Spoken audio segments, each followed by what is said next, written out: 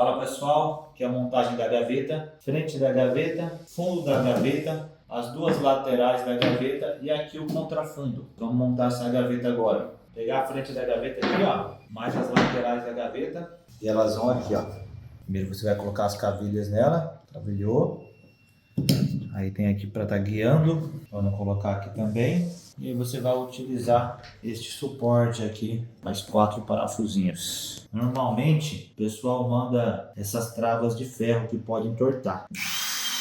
Como esse aqui é de plástico, vai 4 parafusos, ele dá muito mais sustentação para a gaveta. Tá aqui montado, os dois lados idênticos, tá bom? Agora nós vamos para o fundo de gaveta. Você vai alinhar ele aqui com a peça, tá vendo? E aí vai vir um parafuso aqui, ó, alinhou. Tem que deixar bem alinhado, pessoal, porque depois o fundo é pregado. Então ele não pode ficar nenhum dente aqui, entendeu? Não vaza. Outro lado, virou, deixou bem alinhado. Agora você vem pro fundo da gaveta, ó. Você vai virar a gaveta de cabeça para baixo e centralizar o fundo aqui cortado exatamente na medida. Centralizou aqui primeiro, ó. Vai um parafuso em cada canto, ó. Tá, vou pregar aqui também, ó. Prega um canto primeiro, depois o outro. Por que eu gosto de pregar um canto primeiro, ó? Porque eu consigo centralizar melhor, tá vendo? Agora eu venho aqui no outro canto. Mostra aqui, ó. Eu venho aqui, centralizo o fundo, venho aqui com mais um parafuso, ó.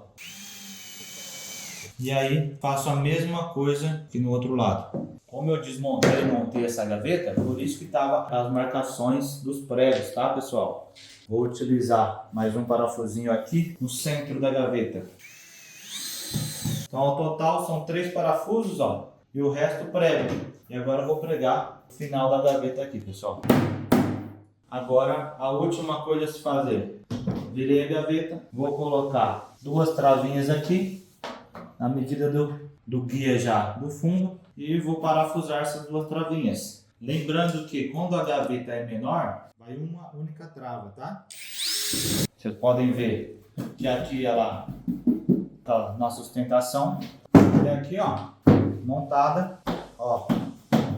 Suporta muito peso, ó. Tô fazendo bastante força aqui, ó, tá vendo? E ela fica melhor do que se tivesse um canal aqui embutido. Suporta muito peso, viu? É isso aí.